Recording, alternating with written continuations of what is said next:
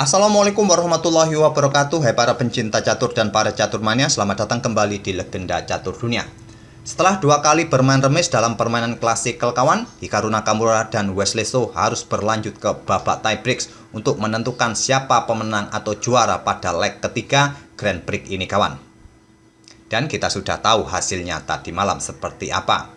Seperti yang nampak di foto kawan, di situ terlihat siapa yang pegang medali emas atau medali perak, bisa kalian lihat. Jadi siapa juaranya bisa kalian tahu. Dan seperti apakah permainan mereka, langsung kita ke atas papan. Ini adalah game kedua mereka kawan. Setelah pada game pertama mereka bermain remis. Sekarang gantian Nakamura pegang hitam. Pada game kedua Wesley mengawali dengan pion E4, Nakamura pion E5, dan mereka bermain dengan Ruy Lopez variasi pertahanan Berlin kuda F6. Nakamura sering terlihat bermain dengan kuda F6 kawan daripada pion A6 atau pion D6 atau gajah C5. Seringkali kita melihat dia bermain dengan variasi Berlin ini. Kita lihat saja apakah Nakamura ingin bermain remis lagi di game keduanya dan memaksa dalam permainan blitz. Rokade oleh Wesley, kuda pukul pion E4, beteng E1. Ada satu jalur lagi kawan yang bisa dimainkan oleh putih, menawarkan permainan endgame yang lebih cepat, atau namanya adalah Berlin endgame dengan pion D4 terlebih dahulu. Kuda biasanya akan mundur ke D6. Di sini terjadi pertukaran gajah, dipukul balik oleh pion D. Pion pukul pion, kuda ke F5, dan menteri pukul menteri, dipukul balik. Inilah jalur permainan Berlin endgame kawan. Putih bisa melanjutkan kuda C3, atau ada juga beteng D1, ada juga yang bermain dengan pion H3 dan pion G4. Seterusnya pion F ini akan didorong kawan untuk menghadapi pion minoritas hitam di sayap raja ini. Itulah jalur Berlin endgame yang sangat populer antara Kramnik melawan Kasparov kawan. Tapi kita tidak temui jalur Berlin endgame. Di sini setelah kuda pukul pion E4, beteng E1 oleh Wesley, kuda lompat ke D6, dan kuda pukul pion E5. Kalian mungkin melihat gajah ini terlihat gratis, bisa dipukul oleh kuda. Ya, bisa saja, namanya kuda, juga langkahnya L seperti ini kawan. Bisa saja pukul gajah, tapi gajah ini sangat beracun. Kompensasinya adalah menteri kalian akan tewas kawan. Dan kalian sudah akan kehilangan menteri di awal-awal pembukaan di langkah ke-7 jika memilih pukul gajah di peta B5 tadi. Pada posisi ini kawan, langkah yang dipilih oleh hitam biasanya adalah gajah E7 untuk memblokade akses discover check. Kuda bisa pukul gajah nanti dan dijawab dengan gajah mundur ke F1. Kuda pukul kuda dipukul balik oleh beteng. Selanjutnya rokade oleh Nakamura dan pion D4. Membuka jalur pengembangan gajah gelap ataupun mendapatkan kontrol di peta-peta pusat dengan pionnya ini kawan. Sekarang kuda mundur ke E8. Langkah kuda ini sering dilakukan oleh Nakamura kawan. Tapi jalur utamanya biasanya adalah gajah F6 terlebih dahulu, beteng mundur ke E1, kemudian beteng ke peta E8 menantang pertukaran beteng, bisa jadi seperti ini kawan. Ini juga sering terjadi. Tapi Nakamura memilih langkah kuda mundur ke E8 terlebih dahulu, dijawab dengan langkah pion D5 untuk mendapatkan penguasaan ruang di area pertahanan hitam. Gajah C5, beteng mundur ke E1, sekarang pion D6. Nah, langkah pion D6 ini di database tidak ada langkah yang pernah dibuat oleh Nakamura kawan. Ada Levon Aronian ataupun Carlsen pernah memainkan variasi seperti ini. Pada posisi seperti ini Nakamura pernah bermain dengan Nils Grandelius dengan pion H6. Mengontrol peta G5 ini dijawab dengan kuda C3 dan selanjutnya adalah pion D6. Inilah jalur saat melawan Nils Grandelius dan permainan beragramis. Tapi di sini tadi Nakamura bermain dengan pion D6 terlebih dahulu, di sini kuda C3. Memang bangunannya mirip kawan di langkah-langkah berikutnya, tapi setiap langkah atau perbedaan urutan mempunyai konsekuensi yang berbeda. Gajah F5 melanjutkan pengembangan, gajah D3 terjadi pertukaran gajah, dan selanjutnya kuda F6 untuk membuka akses bagi beteng bergerak, mungkin menteri naik dan bersiap untuk mengkoneksikan betengnya kawan. Apakah beteng A nanti bergeser untuk menantang pertukaran beteng, bisa jadi. Di sini pion H3 terlebih dahulu mengontrol peta G4 jelas, dan juga dilakukan oleh Nakamura untuk mengontrol peta G5 agar gajah tidak bergerak pada peta ini. Atau pada posisi seperti ini kawan, mungkin kalian melihat gajah ini bisa berkembang untuk mengepin kuda. Langkah ini adalah langkah blunder kawan. Kenapa blunder? Gajah akan sikat pukul pion F2 skak. Setelah diterima, kuda akan melakukan skak. Di sini setelah raja kembali, menteri akan mendapatkan gajah putih. Oleh karena itu pada posisi seperti ini Wesley mengontrol peta G4 terlebih dahulu, baru mengepin kuda nanti, dicegah dengan pion H6, dan sekarang gajah berkembang ke D2. Mengkoneksikan kedua betengnya, dibalas menteri D7. Sama-sama untuk mengkoneksikan kedua beteng, beteng A segera keluar menantang pertukaran beteng, dan dilanjut menteri F3, gajah D4. Ingin mereposisi gajahnya di diagonal ini mungkin kawan, dan selanjutnya adalah beteng D1, di sini beteng E8. Terjadi pertukaran beteng, walaupun langkah ini tidak disukai oleh engine lebih menyarankan pion B3 terlebih dahulu ataupun kuda ini ke peta E2. Tapi Wesley langsung menerima tantangan dan dipukul balik menggunakan kuda. Memukul balik menggunakan beteng adalah langkah yang cukup bagus sebetulnya kawan. Langsung mengeluarkan betengnya untuk mungkin nanti diadu dengan beteng putih jika hitam atau kedua pemain mau. Tapi Nakamura memukul balik menggunakan kuda, mungkin gajah akan tempatkan mundur ke peta ini bisa jadi, dan dibalas dengan menteri ke D3 kembali. Gajah mundur ke B6, di sini beteng E8. Kuda ke F6, kuda ke E4, menantang pertukaran kuda, ditolak oleh Nakamura. Menteri F5, langkah yang cukup bagus, dan pada posisi ini langkah terbaik adalah kuda pukul kuda kawan melanjutkan pertukaran. Tapi pion G4 dimainkan oleh Wesley. Menteri G6, selanjutnya gajah C3. Ingin merusak struktur pion-pion hitam ini kawan, nanti kuda pukul kuda, tidak akan mungkin dipukul balik menggunakan menteri, mungkin akan terjadi pertukaran menteri, ataupun gajah pukul kuda terlebih dahulu dan akan dipukul balik menggunakan pion. Di sini dijawab dengan langkah kuda ke D7. Melakukan pertukaran kuda ini patut dipertimbangkan oleh hitam kawan. Setelah dipukul balik oleh beteng, mungkin menteri akan ke peta G5. Tapi Nakamura memilih langkah kuda bergerak ke peta D7 ini, mungkin ingin bertransposisi atau reposisi nanti menempati spot-spot ini bisa jadi, atau persiapan nanti dengan pion F5-nya. Dijawab dengan kuda G3 menantang pertukaran. Diterima, dijawab selanjutnya pion G6 lanjut Nakamura.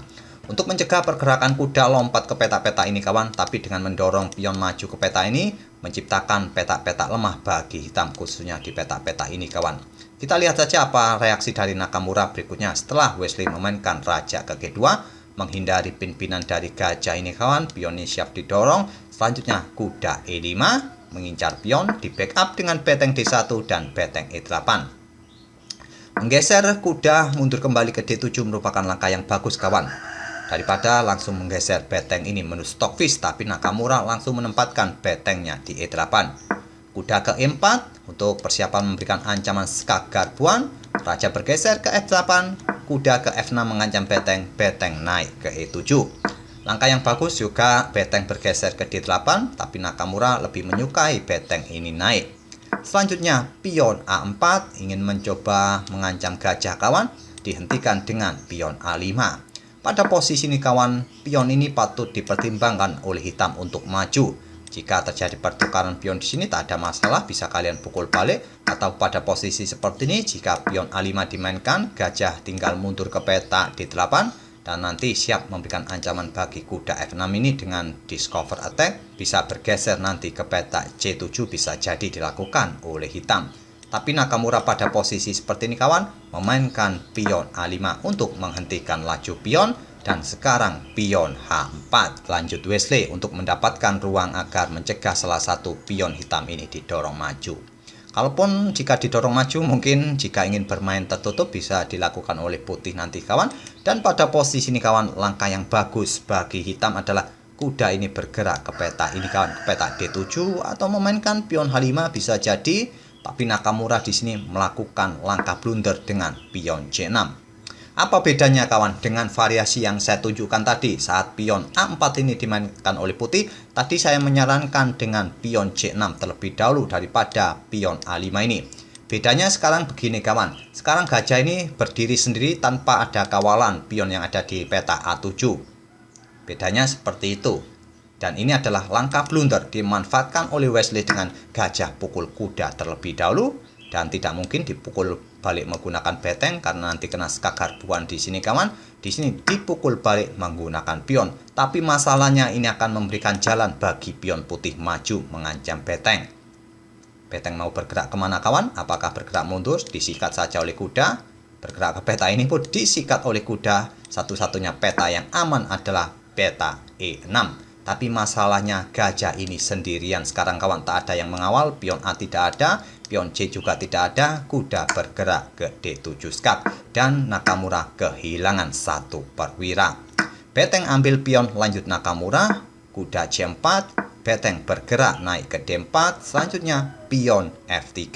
Tidak terburu-buru ambil pion ini kawan. Dia mencoba memperkuat posisi bangunan pionnya. Dan dilanjut Nakamura, Raja F6. Pion B3 menguati posisi kuda. Dan pion B5, pion A, pukul pion B5, dipukul balik, kuda ambil pion A.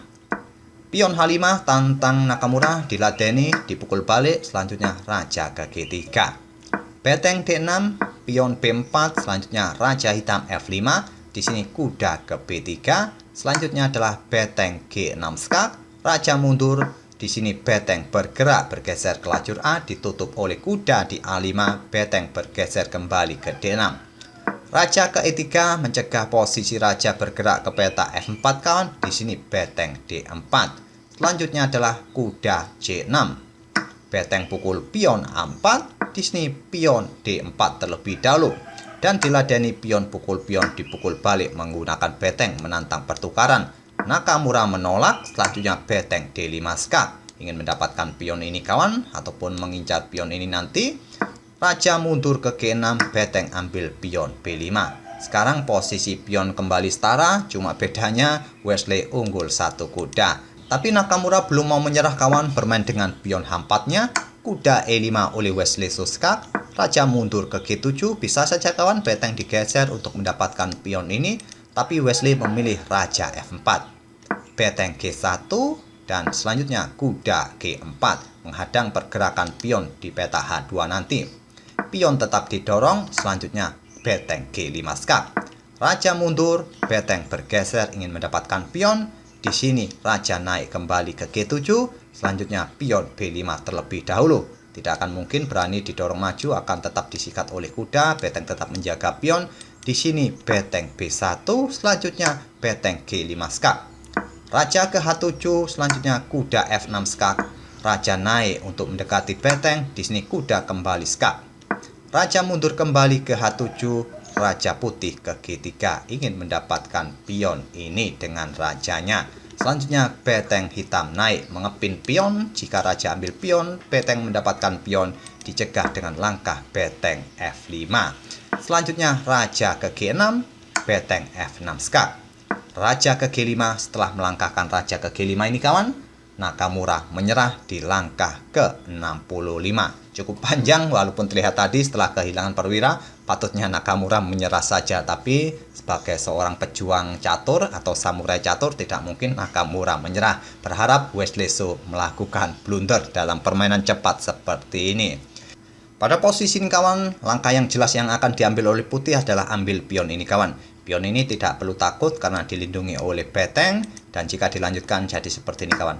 Raja ambil pion, jika kalian nekat ambil pion ini, ancamannya adalah ancaman skak mat kawan. Pion didorong maju skak, kalian tidak bisa bergerak ke peta-peta ini lagi kawan. Satu-satunya peta adalah peta H5 ini. Dan ditutup dengan langkah beteng H6 skak mat. Oleh karena itu, pada posisi seperti ini kawan, Nakamura sudah menyerah dan tidak lagi ada harapan untuk bermain remis apalagi menang.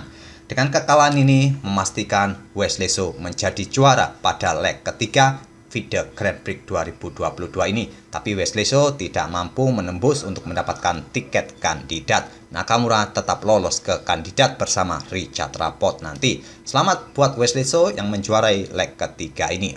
Semoga permainan kedua pemain tadi bisa menghibur kalian dan bisa memberikan referensi dalam permainan Berlin Defense. Dan kita akan bertemu di video-video berikutnya. Terima kasih. Wassalamualaikum warahmatullahi wabarakatuh.